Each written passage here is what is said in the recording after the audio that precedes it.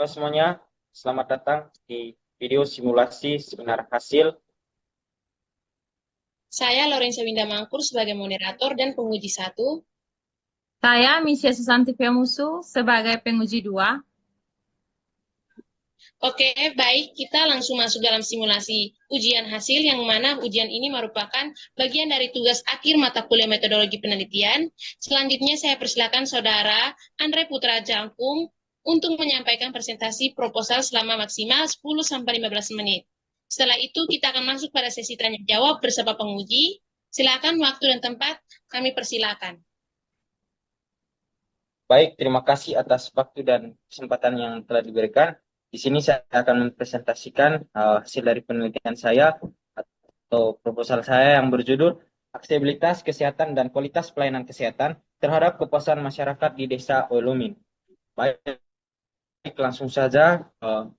Menurut Mas Mansur tahun 1971, dia memandang aksesibilitas kesehatan sebagai hubungan fungsional antara masyarakat, fasilitas medis, dan sumber daya yang mencerminkan diferensial salah satu kendala, hambatan, dan kesulitan atau faktor yang memfasilitasi para penerima manfaat pelayanan kesehatan. Aksesibilitas kesehatan merupakan elemen penting dalam mendukung kesejahteraan masyarakat, terutama di wilayah pedesaan. Di Desa Welomin, Kecamatan Nikamese, Kabupaten Kupang adalah salah satu contoh wilayah yang menghadapi tantangan besar dalam akses terhadap fasilitas kesehatan, seperti geografis dan topografi yang sulit, keterbatasan fasilitas seperti infrastruktur dan tenaga medis, dan jarak jauh ke pusat layanan kesehatan. Selanjutnya, adapun tujuan penelitian dalam penelitian ini adalah untuk mengidentifikasi bagaimana aksesibilitas kesehatan dan kualitas pelayanan kesehatan berpengaruh terhadap kepuasan masyarakat di Desa Welomin.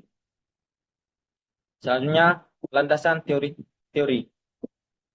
Menurut Magerby tahun 1999, aksesibilitas diukur berdasarkan kemudahan yang dialami individu dalam mencapai tujuan mereka yang dipengaruhi oleh faktor-faktor seperti jarak dan infrastruktur transportasi. Selanjutnya ada kerangka berpikir, ada di sebelah, mungkin bisa dilihat. Baik, lanjut. Yang selanjutnya, metode penelitian. Yang pertama, jenis penelitian. Di sini saya menggunakan pendekatan kuantitatif dengan metode pengumpulan data melalui wawancara, observasi, dan dokumentasi.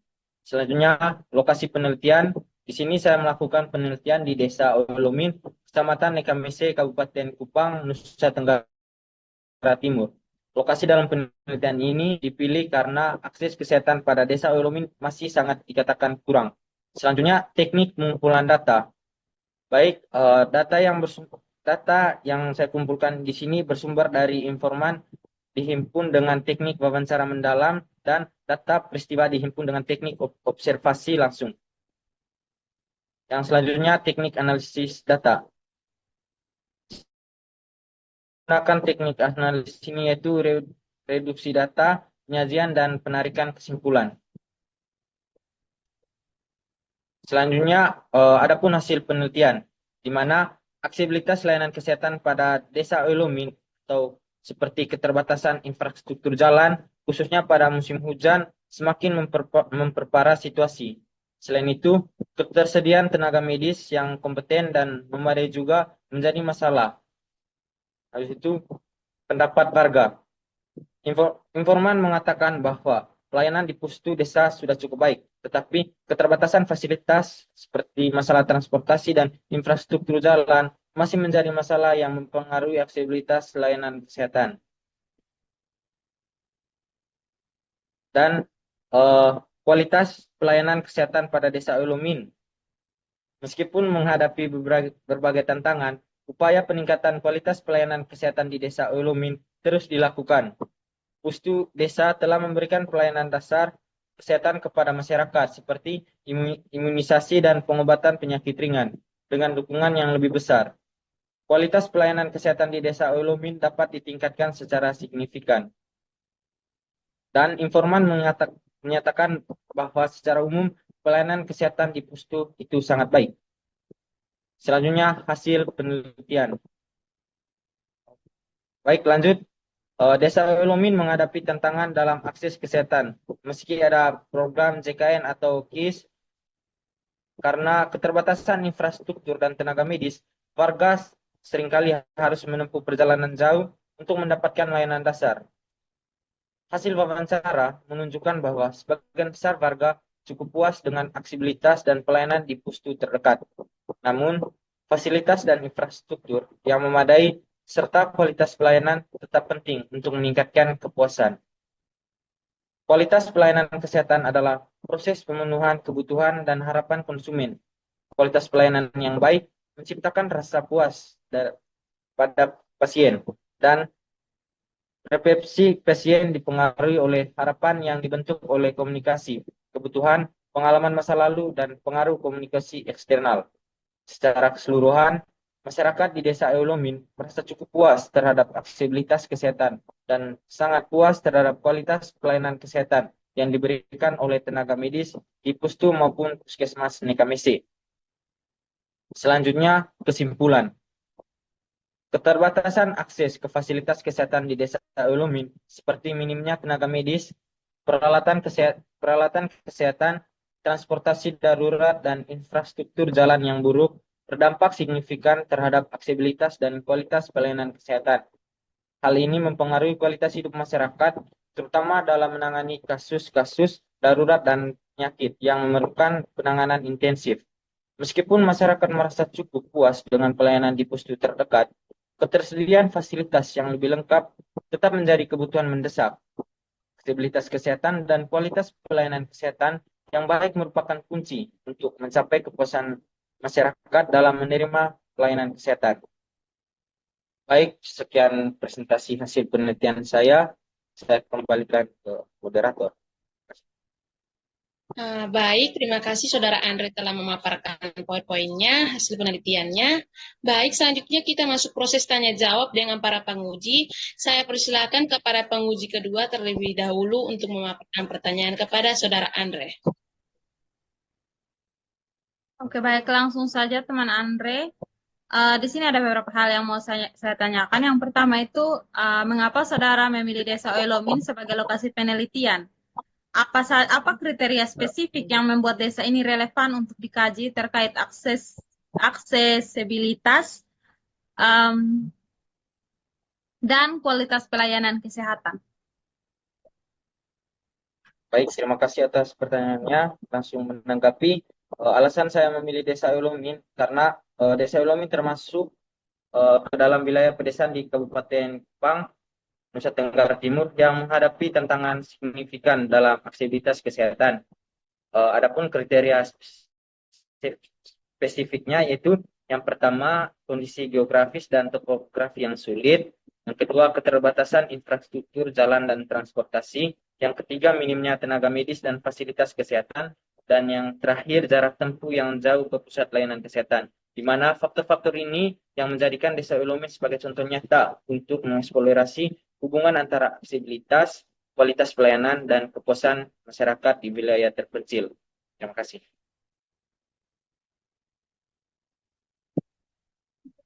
Oke, baik. Terima kasih teman Andre.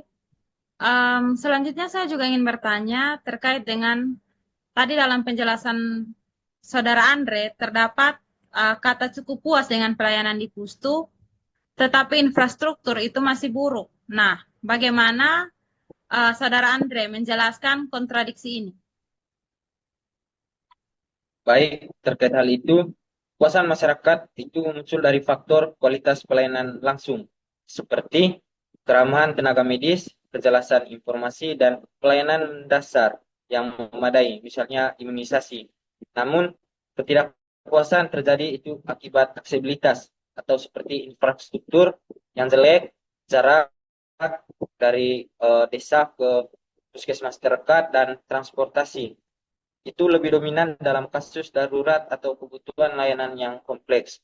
Jadi kepuasan bersifat parsial dan bergantung pada konteks layanan yang diterima. Terima kasih.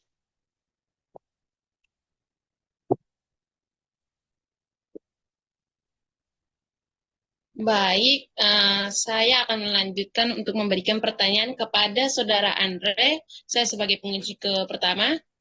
Eh, Apa implikasi kebijakan dari temuan penelitian ini bagi pemerintah daerah atau Kementerian Kesehatan menurut Saudara Andre? Oke, baik menurut saya implikasi kebijakannya di sini itu meliputi yang pertama itu peningkatan infrastruktur, di mana ini itu untuk memudahkan akses ke fasilitas kesehatan. Yang kedua itu penambahan tenaga medis dan pelatihan kompetisi di pustu atau puskesmas terdekat. Dan yang ketiga pengadaan transportasi darurat untuk kasus kegawat daruratan. Dan yang terakhir optimalisasi program KIS atau Kartu Indonesia Sehat dengan sosialisasi intensif kepada masyarakat di Desa Olomin. Terima kasih. Lalu ini mengapa Saudari menggunakan pendekatan kualitatif bukan kuantitatif untuk mengukur kepuasan masyarakat? Boleh dijelaskan, Saudari? Baik, alasan saya menggunakan pendekatan kualitatif di sini karena yang pertama itu tujuan penelitian adalah memahami perspektif subjektif masyarakat terkait aksesibilitas dan kualitas pelayanan. Yang kedua, konteks Desa Welomin yang unik, membutuhkan eksplorasi mendalam terhadap faktor-faktor sosial, geografis, dan kultural. Dan yang terakhir, data kualitatif atau wawancara observasi. Itu lebih mampu mengungkapkan kompleksitas masalah dibandingkan survei kuantitatif yang terbatas pada skala numerik. Terima kasih. Saya kembalikan.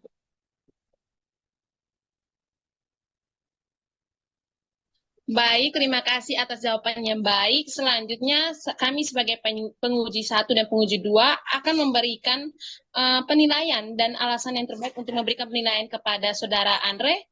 Saya silakan penguji kedua untuk memberikan alasan dan nilainya. Sudah, kok masuk? Waktu. Oke, baik. Kepada Saudara Andreas Putra Jangkung di sini saya memberikan nilai 85 karena ada beberapa hal yang masih perlu diperbaiki dari proposal ini. Yang pertama itu bahasa dan tata tulis, di mana masih terdapat pengulangan kalimat. Penulisan nama gelar dan institusi pada halaman awal juga masih belum rapi. Misalnya tidak konsisten dengan menggunakan titik dan spasi. Contoh yang saya kasih di sini untuk diperbaiki itu adalah pelayanan yang dalam tanda kutip tadi teman sempat menyampaikan dalam yang harus diperbaiki salah satunya adalah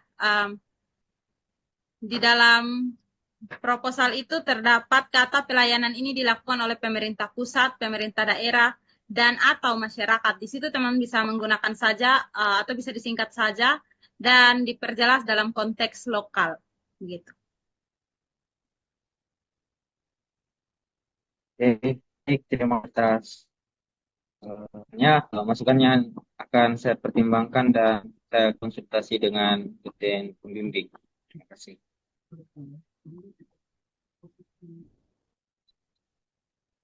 Selanjutnya kembali kepada saya sendiri sebagai penguji 1.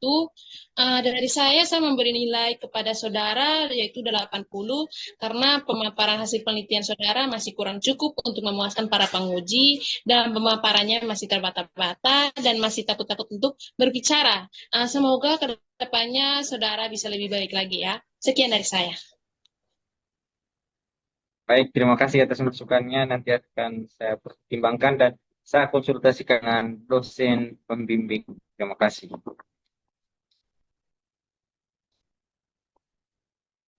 Baik, terima kasih Saudara Andre telah menjelaskan semua hasil.